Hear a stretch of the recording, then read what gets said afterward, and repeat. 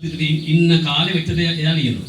එයා කියනවා ඒ කාලේටම ආණ්ඩු පක්ෂ മന്ത്രിවරු සෑම දෙනා හැම කෙනෙක්ම ව්‍යාපෘතියකින් 100ට 9ක් හෝ 10ක් කියලා අතට සාක්කුවට දාන්න ඕනේ. නැත්නම් අපිට යන්න දෙන්නේ නැහැ. එයා බය නැතුව කියනවා. එයා කිව්ව එක മന്ത്രി කෙනෙක් යාට කිව්වලු ඒ മന്ത്രിතුමා කැමති නැහැ මේ සල්ලි ගන්න. මම නම කියන්නේ එයා සල්ලි ගන්න කැමති නැහැ. එයා කරලා තියෙන්නේ අර කොන්ත්‍රාත්තුලින් නෑ මට වාඩි වෙන්න ඔයා වැඩේ කරන්න කියලා කියනවා. ඒ පාර මොකද වෙලා තියෙන්නේ? ඒ පාර වෙලා තියෙන්නේ එයාට දුන්නා 90000ක්. එයා කියනවා ලක්ෂ 8 ව්‍යාපෘතික එයාට දුන්නා 90000ක්. යන සාක්කුල දෙන්නවා. එයා ඒකයි පාදින අඥවත දුන්නා. ඊට පස්සේ ඒක අරගෙන තියෙනවා හිටපු නගරාධිපතිතුමා. කොහොම ව්‍යාපෘතික කීපයක් ගිහිල්ලා දෙකක් තුනක් යනකොට ඊට පස්සේ මිනිහාට බැලලා මේ වැඩේ හරියන්නේ කොහොමද මේ ගන්නවනේ? බෙරෙක් ගන්න ඕනේ. ඒ පාර මේ මන්ත්‍රීතුමා ගිහිල්ලා කියන නෑ ලොක්කට කියලා නෑ මේ සභාපතිතුමා ඔබතුමා ගන්න එපා මම ගන්නම් ඕක කියලා. ඊට පස්සේ එතුමා එතනින් පස්සේ ටික ගන්න පටන් ගන්නවා. ඒ කියන්නේ එතනින් පස්සේ නම ව්‍යාපෘතිකෙම අරගෙන කුට්ටිය දැන් එයා සාක්කුවට දානවා. හැබැයි එයා මම කියනවා මේ මොනසදියක් හොඳ මිනිස්සෙක්. තමයි එයා ඒක පාවිච්චි. ඒ වගේම සතියට කීසරක්ම තමන්ගේ සභාව මතක් වෙනවද? මේ ටී කරලා නෑ මේ ටී කරලා නෑ සභාවට බයිනවද? සභාවට බයින් නම් සභාව පත් කර ගන්න ඕනේ නෑ. මන්දිවරු පත් කර ගන්න ඕනේ නෑ. මන්ට තියාගන්න අපි සපටවන සභාවක් ඕන අපි වෙනුවෙන් පිළිහින සභාවක්. පහුගිය කාලේ ආණ්ඩු ගාණාවක් තිබුණා. සභාපතිරු ගාණාවක් පත් වුණා. මන්ත්‍රීවරු ගාණාවක් පත් වුණා. ඒගොල්ලෝ තමුන්නාසලාගේ ප්‍රශ්න තමුන්නාසලා ගැටලු හදාගෙන සභාවට අරගෙන ගියේ නෑ. එහෙම අරගෙන ගියා නම් අද ප්‍රශ්න විසඳලා ඉවරයි.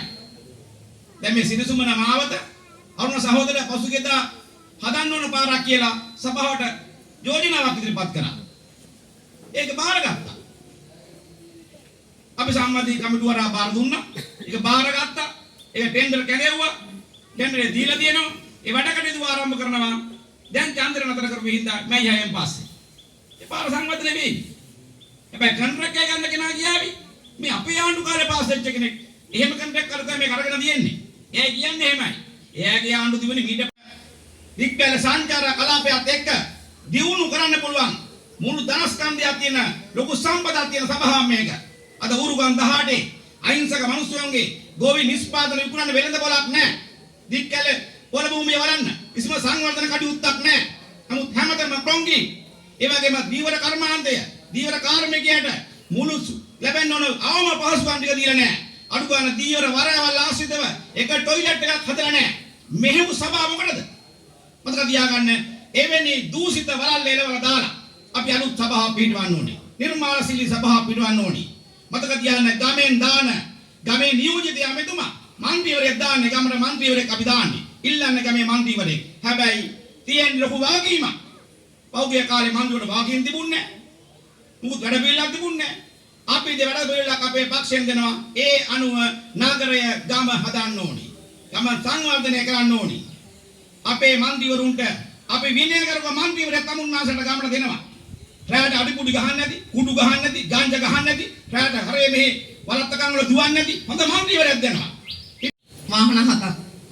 ඒකේ V8 එක්කම අපිට වාහන 7ම පෙන්නලා හිටපු නිලධාරීන්තුව කැමති වාහනයක් ගන්න පුළුවන් වැඩම කියනවා. අපිට පක්ෂය දීපු දේ තමයි කියපු දේ තමයි අනිවාර්යයෙන්ම ඔබ විලදී ගන්න ඔය ඔබට පාවිච්චි කරන්න ගන්න පුළුවන් කැබ් රථයක් විතරයි. අලුත් වාහන මිලදී ගන්න බලපත්‍ර දෙන්නේ නැහැ. ඉස්සර තිබුණු ඇමතිලාට තිබුණු ප්‍රශ්නයක් තමයි කලින් හිටපු අය පාවිච්චි කරපු වාහන අලුතෙන් ඇමතිකමටපත් වුණාම වාහන පාවිච්චි කරන්න කැමති නැහැ. අලුතෙන් ඇමති ධූරේ බාරගන්න හැම අමාත්‍යවරයෙක්ම පහුගිය කාලය තුලේ වාහන බලපත්‍ර අරගෙන අලුත් වාහන ගෙන්නලා තිබුණා. අදතා වෙනතුරු අපේ ජනාධිපතිතුමා කියපු වචනය ප්‍රකාරවම අපි ඕගොල්ලන්ට පොරොන්දු වෙලා ගියපු විදිහටම අදතා වෙනතුරු කිසිම മന്ത്രിවරයෙකුට කිසිම අමාත්‍යවරයෙකුට වාහන බලපත්‍ර දීලා නැහැ. ඉතින් අපි දැනට පාවිච්චි කරන්නේ අමාත්‍යාංශයේ සතුව තිබුණු ඒ වාහන අර වාහන 7න් එක කැබ් රථයක් මම පාවිච්චි කරන්න අරන් තියෙනවා. ඒ වගේම හදිසි අවස්ථාවක පාවිච්චි කරන්න තව වාහනයක් තියෙනවා. අපි අර V8 ඒවා අපි ජනාධිපති ලේකම් කාර්යාලයට අපි නැවත දුන්නා. ඒවා බාර දුන්නා. ඒවා පහුගිය මාර්තු වෙනකොට ඒක අපි සියල්ල බාර දීලා හැම අමාත්‍යාංශයේම අතිරික්ත වාහන ලයිස්තුව ඒගොල්ලෝ ලිස්ට් එක අරන් තියෙනවා. වාහන 7ක් පාවිච්චි කරන දීලා ඒ වාහන වලින් 3කට එක වාහනයකට තෙල් ලීටර් 750 බැගින් විශේෂ සත්කාර ඒකකයක් ඇම්බියුලන්ස් වලින් සමන්විත ඇම්බියුලන්ස් දෙකකුත් අරලි ඒ 15 දෙනාම හරියටම ගමේ ඇවිල්ලා මේ ඔක්කොම තොරතුරු හරියට බලලා කරලා වාර්තා කරනවා නම් අස්වැසුම තොරතුරු වරදිනවද? වැරදි අයට ප්‍රතිලාභ ලැබෙනවද? නේද? මේ රටේ දුප්පත්කම නැති කරන්න පුළුවන්